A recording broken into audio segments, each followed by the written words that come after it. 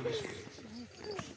সবসময় এই কালিমা পৌঁছে দেওয়াটা কঠিন ছিল, তবে সহজ ছিল মাঝে মাঝে। তারা অনেক মেহনত করেছে, তবে পেরেছে। জি হ্যাঁ, আমার নবী পাক সাল্লাল্লাহু আলাইহি ওয়াসাল্লাম অনেক কষ্ট করেছেন। মক্কার জমিন ত্যাগ করে, নিজের জন্মভূমি ত্যাগ করে মদিনায় হিজরত করলেন। মদিনায় হিজরত করার পরে কুফারে কুরাইশেরা আরো টেনশনে পড়ে গেল। এতদিন আমাদের সামনে ছিল, এখন তো আমাদের চোখের সামনে নেই। ওর পদক্ষেপ সম্পর্কে জানতে পারছি না, কি করছে না জানি। মদিনায় বড় দল তৈরি করে একদিন মক্কায় আক্রমণ করবে, কাবাটা কেড়ে নেবে, তখন কি করবো?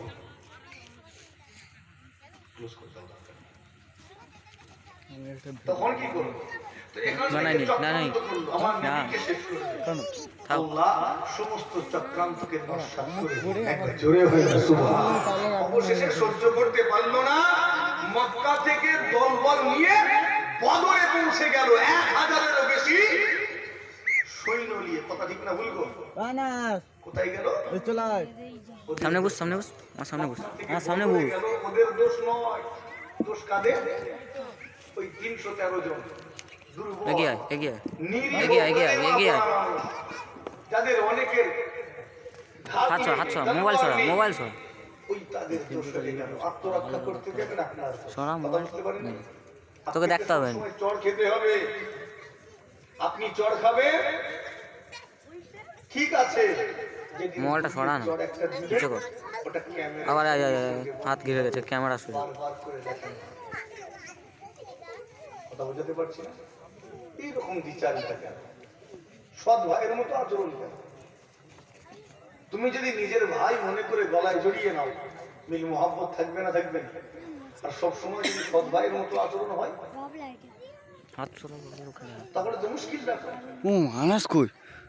একটু পরিবর্তন আমাদের চিন্তা ভাবনা। যাই হোক, সংক্ষেপ করি তো, আল্লাহ পাক সেই দিন বদরের ময়দানে অল্প সংখ্যককে জয়যুক্ত করেছিলেন। একবার জোরে হয় না সুবহানাল্লাহ। অল্প সংখ্যক জয়যুক্ত হলো। কুফারে কুরাইশদের 3টে দল হলো। এক দল কুরাইশ নেতাগুলো নিহত হয়ে ময়দানে পড়ে রইল, আর এক দল জান বাঁচানোর জন্য পালিয়ে গেল, আর এক দল বন্দী হলো। 313 জন, মাত্র 1000-এরও বেশি সৈন্যের বিরুদ্ধে লড়াই করছে। মুসলমানের ছেলেরা, ও নওজওয়ানেরা, তরুণেরা, আমার মুরব্বিয়ানেরা, জিহা শুনে রেখে দিন। আমার নবী সাল্লাল্লাহু আলাইহি ওয়াসাল্লাম বদরের ময়দানটা ভালো করে ঘুরলেন, পর্যবেক্ষণ করলেন। অতঃপর আল্লাহ পাকের দরবারে দোয়া তুলে দোয়া চাইলেন, ও নবী আল্লাহ, আজকে দিনে এই অল্প সংখ্যককে হারিয়ে দেবেন না, দুর্বল দলটাকে হারিয়ে দেবেন না। কেননা এই বদরের ময়দানে যদি 313 জনা দলটা হেরে যায়, পরাজয় বরণ করে, দুনিয়া জমিনে ইসলাম বলে কোন ধর্মের অস্তিত্ব থাকবে না, আপনার নাম নেওয়ার মতো কেউ থাকবে না। ও আল্লাহ, আজকে দিনে আপনি আমাদের সাহায্য করুন। আমার রব্বুল আলামিন আল্লাহ পাক সেই দিনে আমার নবী পাকের দোয়াকে কবুল করলেন। আল্লাহ পাক জিবরাইল আমিন আলাইহিস সালামকে পাঠিয়ে দিলেন। আয়াত অবতীর্ণ হলো, কাম মিন ফিয়াতিন কলিলাতিন গালাবাত ফিয়াতান কাসীরাতান বিইذنিল্লাহ।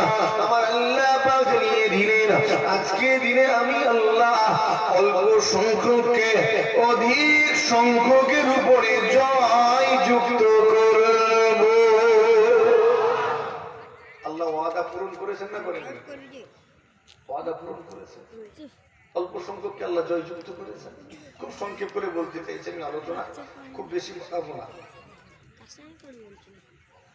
তো এখান থেকে 3টে দল বললাম, একদল পড়ে আছে, আর একদল পালিয়ে গেছে, আর একদল বন্দী হয়ে। যারা পালিয়ে গেছে তাদের মধ্যে উমাইর বলে একজন আছে, সাফওয়ান বলে একজন আছে, এরা পালিয়ে গেছে। আর যারা বন্দী হয়েছে তাদের মধ্যে উমাইরের ছেলে ওয়াহাব রয়েছে। এরা 2 জনা হাতিমে কাবাতে বসে বসে কথা বলছে। হাতিমে কাবা কোনটা? কাবার হাতিম কোনটা?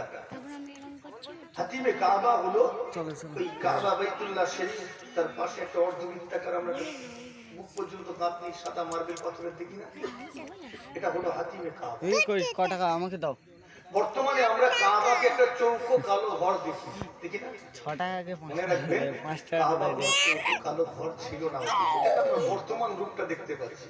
অতীতে চৌকো না কালো ঘর ছিল না, এই রূপটা ছিল না। অন্য আমি ছিল। তোমাকে দেবো, তুমি ওটা আমাকে দাও, আমি তোমাকে অন্যটা দিয়ে দিই। বাইরে দিকে 7 টাকা টাকা দে। হাতিম সহ ফেল দিবি। পুরোটাই ছিল কাবা। ফেল দিবি তো মানে এই যে আকৃতির ঘুরে আবার এসে দুনি চাল পালা। কাছে।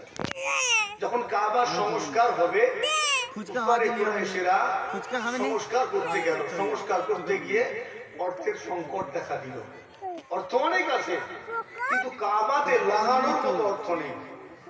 নিজের উপার্জনের খাঁটি অর্থটা দিতে হবে। কথা ঠিক না বলবো? ওটা আল্লাহর ঘর, বাইতুল্লাহ। মসজিদে আপনি সুদের মাল দিতে পারবেন? ঘুষের মাল না, তো সব দেওয়া যাবে না। তো নিজের খাঁটি উপার্জনটা দিতে হবে, আর সেটা তো কম। তো কুরাইশরা চিন্তা করলো, এক কাজ কর, পুরো রাউন্ড দিয়ে ঘুরিয়ে আনতে অনেক চলো দূর হচ্ছে।